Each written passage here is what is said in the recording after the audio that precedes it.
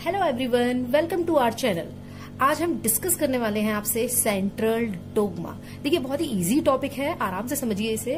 What is central dogma? Central dogma को समझने से पहले हम आपसे कुछ पूछते हैं, जैसे कि इंफॉर्मेशन। हम जरा इन्फॉर्मेशन के बारे में बात करें। देखिए, मैं आपको सेंट्रल डोग्मा के बारे में कुछ इन्फॉर्मेशन दूंगी, ठीक है। ये इन्फॉर्मेशन का फ्लो बताइए आप कहां से कहां होगा, इसी से आपको सेंट्रल डोग्मा समझ में आने वाला है। ये जो इन्फॉर्मेशन जो सेंट्रल डोग्मा के बारे में मैं आपको दूंगी, आपको जो पढ़ाऊंगी, इस इन्फॉर्मेशन का जो फ्लो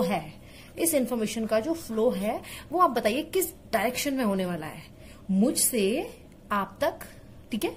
एंड आपसे आप अपने दोस्तों को या किसी को भी बताएंगे सेंट्रल डोग्मा के बारे में, तो आपके दोस्तों तक। तो जो ये जो शेयरिंग होगी, ये जो इन्फॉर्मेशन फ्लो होगा, ये होगा मुझसे आप तक और आपसे आपके फ्रेंड्स तक। ओके, तो इस तरह से इंफॉर्मेशन जो हमारी फ्लो हो रही है। चलिए अब बात करते हैं सेंट्रल डोग्मा। देखिए, सेंट्रल डोग्मा में भी हम इंफॉर्मेशन का फ्लो ही पढ़ते हैं। What is central dogma? हम इंफॉर्मेशन का फ्लो ही पढ़ते हैं। बस एक चीज आपको लगानी है, दैट इज जेनेटिक इंफॉर्मेशन। सिर्फ इतना डिफरेंस है, दैट इज जेनेटिक इंफॉर्मेशन। एक सेल के अंदर जो न्यूक्लियस होता है, ठीक है, उसमें डीएनए होता है। इसके बारे में हम आपको पढ़ा चुके हैं। न्यूक्लियस और न्यूक्लियस के अंदर डीएनए, तो इसके बारे में हम आपको बता चुके हैं, ठीक है। तो ये जो डीएनए है, इसमें जेनेटिक इंफॉर्मेशन होती है। ये इंफॉर्मेशन डीएनए से कहां जाती है, फिर वहां से कहां जाती है, इसी को हम सेंट्रल डोग्मा में पढ़ने वाले हैं। तो सेंट्रल डोग्मा की डेफिनेशन क्या होगी? The flow of genetic information in a cell is known as central dogma. क्या बोलेंगे हम इसे? The flow of genetic information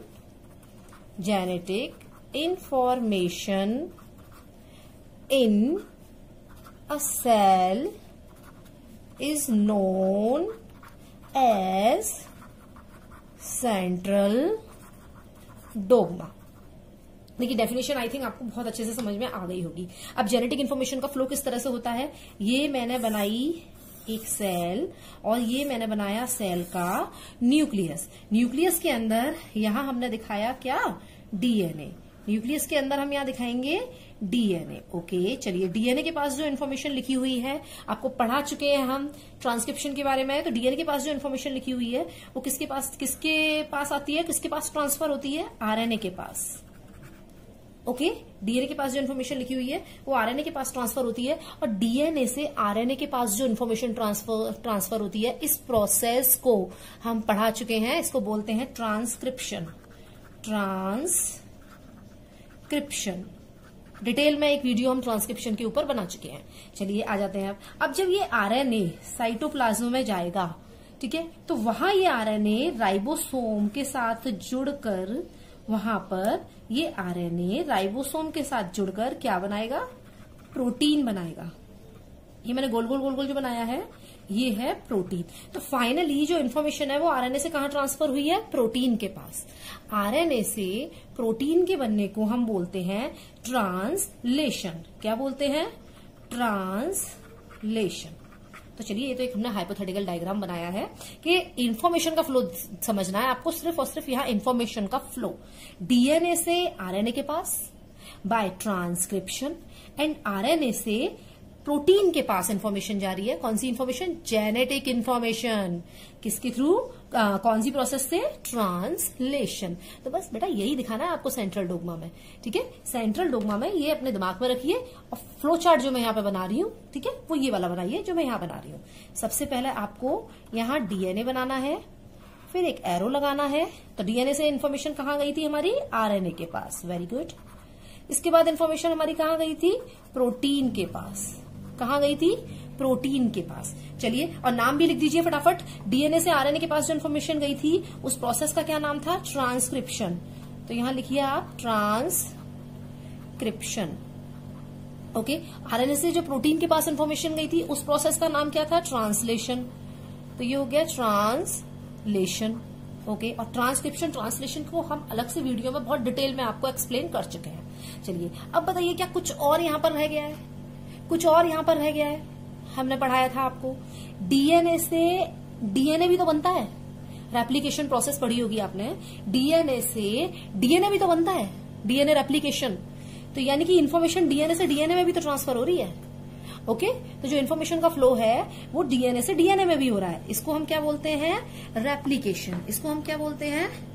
replication. तो देखिए ये सेंट्रल डोग्मा का हमने ये पूरा बना दिया। एफएचसी क्रिक ने इसको फर्स्ट टाइम प्रपोज किया था। ठीक है, ये साइंटिस्ट है क्रिक। ठीक है, इन्होंने सबसे पहले इसको प्रपोज किया था सेंट्रल डोग्मा को। इसे आप अच्छी तरह से समझ लीजिए। क्रिक के बाद इस पर और रिसर्च हुई। ठीक है, तो फिर कुछ वायरसेस में एक इम्पोर्टेंट चीज हमें देखने को मिली। कुछ वायरस में हमें एक इम्पोर्टेंट चीज देखने को मिली। फॉर एग्जाम्पल कौन से वायरस? नाम याद रखिए, वेरी वेरी इंपॉर्टेंट, रेट्रोवायरस। कौन से वायरस? रेट्रोवायरस। आप किसी रेट्रोवायरस का नाम जानते हैं? जानते हैं, बहुत ही फेमस है, HIV, जिससे एड्स होता है।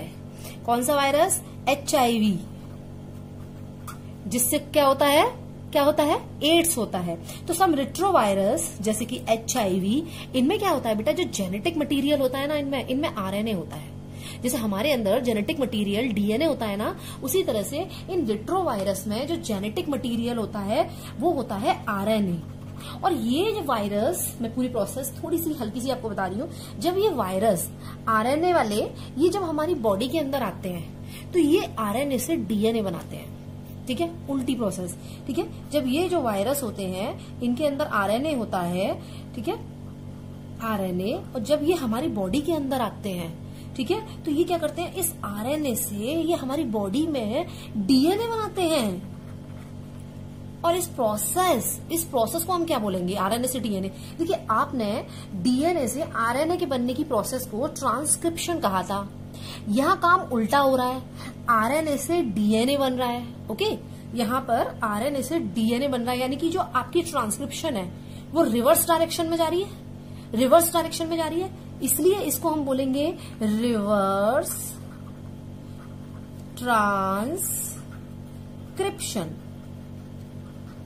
Reverse transcription. अब भाई जब ऐसे रेट्रोवायरसेस की खोज हो चुकी है जिनमें जेनेटिक मटेरियल RNA है और वो डीएनए बना रहा है RNA से, तो हम सेंट्रल डोग्मा का ये जो है इसमें इसे हम थोड़ा रिवाइज करेंगे। इसमें थोड़ा सा हमें चेंज लाना पड़ेगा। ठीक है, तो इसमें जो चेंज आएगा वो क्या आएगा कि यहाँ पर आपको एक लाइन और जोड़नी पड़ेगी। इसे मैं रेड कलर से हाईलाइट करके दिखाऊंगी, या ये कहो इसे मैं ब्लैक कलर से और हाईलाइट करके दिखाऊंगी कि यहाँ पर ये बाद में जो प्रपोज किया गया था उसके बारे में बता रही हूं मैं।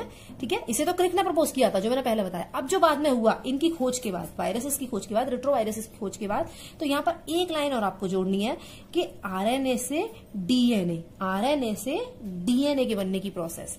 ठीक है, ये भी आपको जोड़नी है। इसको हम बोलेंगे रिवर्स, अभी बताया है मैंने, ट्रांसक्रिप्शन। क्या बोलेंगे इसको हम? Reverse transcription. और ये जो रिवर्स ट्रांसक्रिप्शन है, ठीक है, ये बाद में सेंट्रल डोग्मा जो प्रपोज किया था उसमें ऐड हो जाएगा। और जो फाइनल हमारा सेंट्रल डोग्मा यानी कि फ्लो ऑफ जेनेटिक इन्फॉर्मेशन है वो इस तरह से प्रेजेंट की जाएगी जो हमारी ये बाद में बनी है।